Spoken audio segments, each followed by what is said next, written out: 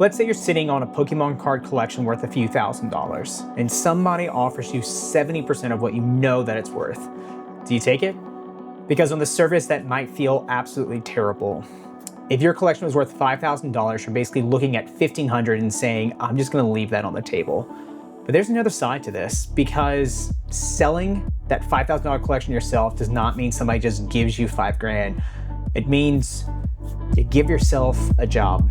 And a few months ago, that was the exact decision that I was trying to make.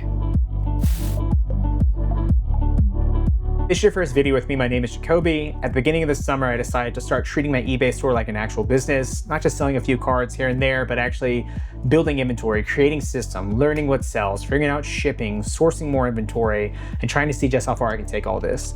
And for that reason, I think I can help with this particular question. I was on the other side just a few months ago. I was in your shoes. Now, I am not somebody that's owned a card shop for 20 years. I'm not trying to pretend like I have every possible answer. I'm just a little further down the road than the person looking at collection right now and thinking, what am I supposed to do with all this? Maybe you collected Pokemon cards for years. Maybe you've got cards left from when you were a kid, or you got back into it when you had kids yourself. Maybe you got back into it in 2016 when Pokemon Go came out. By the way, that was me. And eventually you ended up with this weird collection of a couple different eras, some older cards, some modern stuff, maybe even a little bit of sealed product here and there, a binder, right? A box that maybe you haven't even opened for a couple of years, and you know that it's worth some money. Maybe you keep seeing things pop up on social media, or you see YouTube videos about cards suddenly being worth real money, but you're not really sure what to actually do with any of it. I mean, again, that was basically me. You find a side that you might want to sell. There are a few obvious choices. You can find someone locally that buys collections. They're definitely out there. You can take everything to a local card shop. You can find one of the bigger buyers online. You can try and sell everything yourself. That last option is really tempting, because maybe somebody looks at your collection and offers you 65, 70, maybe even 75% of market value, and your first reaction is, no, I know what these cards are worth. And technically you may be completely right. But there's an important distinction here. Market value is not the same thing as cash value. If a card is worth $100 online, that doesn't mean you have a $100 bill just sitting in your binder. Somebody still has to find the buyer, somebody has to sell it, somebody has to pay the fees, take the risk, all the things that go with it. And somebody may have to wait weeks or even months for that card to actually turn into real cash. So somebody offering you 70% isn't necessarily telling you your collection is worth only 70% of what you think it is. They may actually completely agree with your evaluation. They're telling you that they can afford to pay while taking on everything that happens after they buy it. This is the part I don't think I fully appreciated when I started doing all this. Because let's say you decide, forget it, right? I'm selling everything myself. Great. First, you have to figure out exactly what it is you own. What set is this card even from? Which version is it? Is it holo? Is it reverse holo? Is there a distinction with the modern cards? It's kind of hard to tell. Is this a Black Star promo? What even is that, right? Is there another card that looks almost identical to this one, but it's worth half as much? Think of like stamps. Then you need to figure out condition. Is it near mint? Is it lightly played? Does a little whitening automatically make it moderately played? Is that a scratch on the card, or is it just a part of the sleeve? Then you need to figure out what somebody is actually going to pay for it. Not what somebody has one listed for, but what are they actually selling for? And then you've got another question. Is this even worth selling by itself individually? Because that's something I've learned matters a lot, a lot more than I initially expected when I started. I've got another video where I go much deeper into how I decide what actually deserves its own listing, but I'm not going to turn this whole video into that same conversation. But the short version is, just because a card has value does not automatically mean it's worth the time required to sell it individually. Then we've got to photograph or scan those cards, and this is one of the first places where I had to figure out how to make this process scalable. I used an Epson document scanner to scan cards in batches, and then I used Card Uploader to help identify those cards and build those listings. If you're trying to do something similar, I've got links for both of those below. I've also got my Card Uploader referral code down there. So if you want to check it out, it helps out the channel. And I've shown more of what an actual workflow in some of these other videos on the channel, because it's a pretty big difference between selling 10 cards out of a binder and trying to create just a repeatable process for hundreds, or if you're lucky, thousands of listings. But even with the tools helping you, there's still the actual work you have to do. You need to check those listings, then you need to price it. You need to store the card somewhere where you can actually find it when it sells 6 weeks later. And hopefully you don't create a system that is so convoluted that a $4 card takes you 20 minutes to try and find it. You know, if someone actually buys it, then you have to worry about platform fees, shipping supplies, returns, lost mail. All of these things are very, very real factors. I've got entire videos on this channel dedicated towards how I'm shipping Pokemon cards, because even that ended up becoming its own unique and fun process just to figure out. And then sometimes even with good inventory, you can accidentally grab the wrong card and send it in when filling out an order. Leave a comment below if you want to know what happened with that one. And then of course, there's probably the biggest cost of it all. Guys, it is your time. That 25 or 30% you're giving up by not selling the collection is what somebody else is willing to do. And that's starting to make a little bit more sense now. They're not just buying the cards, they're buying themselves, just enough margin to do everything that you didn't want to do. This is where people, you know, myself included, can fall into a little bit of a trap. You start thinking, how do I get the absolute maximum amount of money for what I have? I don't know if that's exactly the right question, because sometimes maximizing every dollar is just grind culture dressed up as being financially responsible. If you're going to spend the next 6 months doing something you absolutely hate, just because you can't stand the idea of somebody making money off of your cards, guys, just take the cash. Seriously, there's absolutely nothing wrong with doing that. You have converted a pile of cardboard into real money. Somebody else takes the risk and you get your time back. That is absolutely a complete and legitimate win. But that wasn't the decision that I made. A few months ago, I was getting those exact same type of offers, roughly 70% of the actual value of my collection. So I started doing some more research. I had a small amount of sealed product. I had some hits, some singles, and a pretty good amount of bulk from the XY Air leading into Sun and Moon, which was around the time I had gotten back into the hobby. And while I was trying to decide what to do, I watched some of those cards just continue to go up in value. And eventually I decided, you know what? I'm gonna try and sell this stuff myself. Not because I had some grand plan to build a Pokemon card business, because I really didn't. Like, honest truth, I really didn't. I mostly just wanted to see what it was like. I didn't like the idea of leaving that much money on the table without at least finding out what the other option looked like. So I started selling, and then something happened that I really wasn't expecting. Guys, I liked it.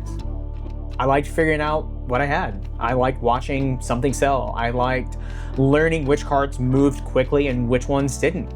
I like building systems. And then instead of just selling my collection, I started buying more cards, and I started selling those too. And then I bought some more.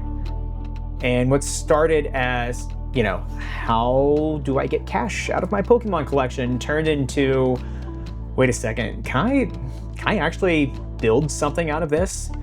And for me, trying to sell that collection myself has legitimately been one of the best decisions I've made the last couple of years.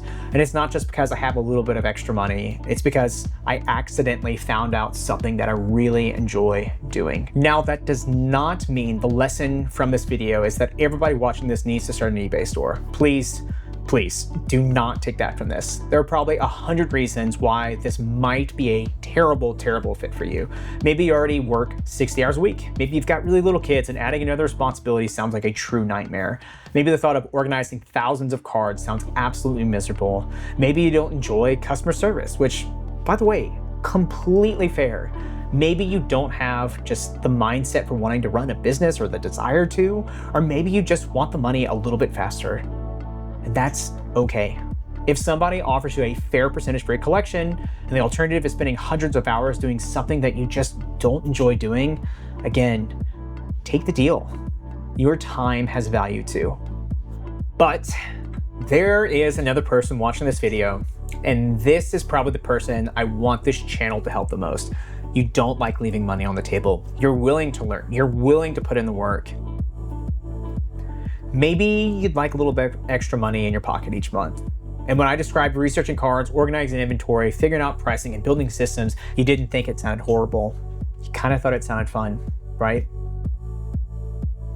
If that's you, I think selling the collection yourself is absolutely worth considering. And you don't need to start with 5,000 listings. I didn't. You really don't need some massive operation. You don't need to go and buy thousands of dollars worth of inventory.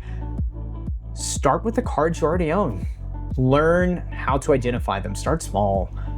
Learn what actually is worth listing. Learn how to price them. Sell a few, ship a few, see what it takes. And if you get to one of those steps and think, okay, but how do I really do that? What do I actually do here? That's really what a lot of the other videos on this channel are all about.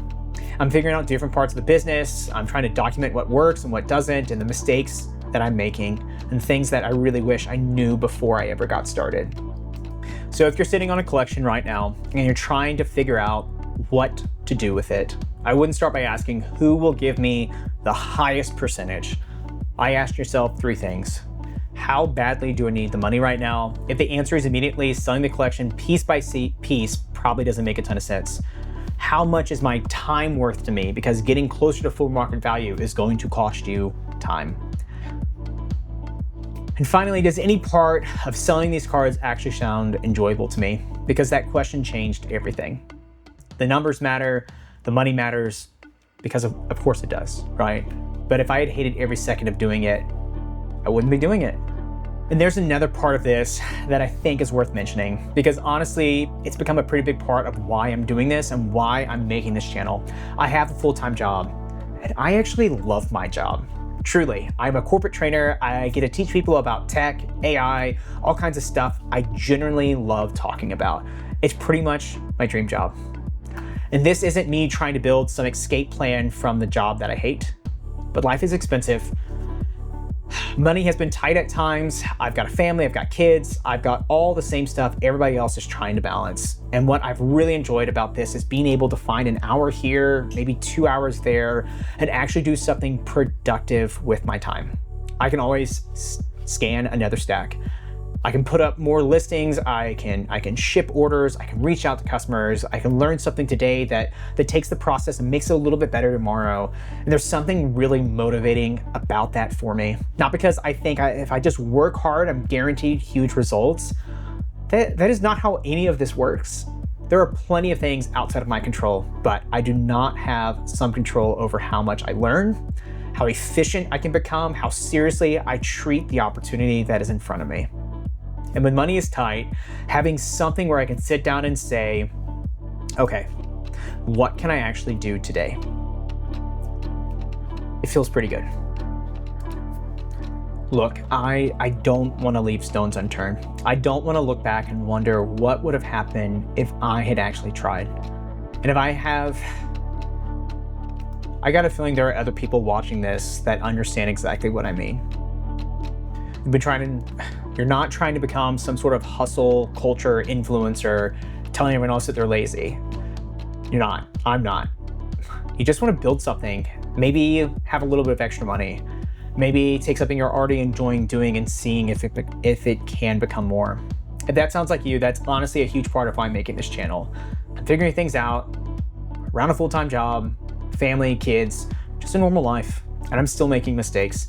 I'm still trying to figure out which cards are worth listing, what's gonna sell faster, how I can be more efficient with the limited time that I do have. It's all of these things, right? And I've gone much deeper into that within, different videos within the channel. And if something I've touched on today is part of what you're struggling with, whether it's figuring out what to list, how to get things even on eBay in the first place, chances are I probably have a video about it. Because I'm probably only just a few months ahead of the person staring at a collection and wondering, what am I supposed to do with all this? And hopefully this channel can save you from at least a few mistakes that I have already made. But I'm curious, where do you fall on this? If you had $5,000 worth of Pokemon cards sitting in front of you right now, and somebody offered you $3,500 cash, are you taking the money? Are you gonna try and sell it yourself? Let me know below. I'm curious. And if the whole idea of building something a little bit at a time sounds like you, subscribe and come along with me. Remember, it is journey before destination, and I will see you in the next one.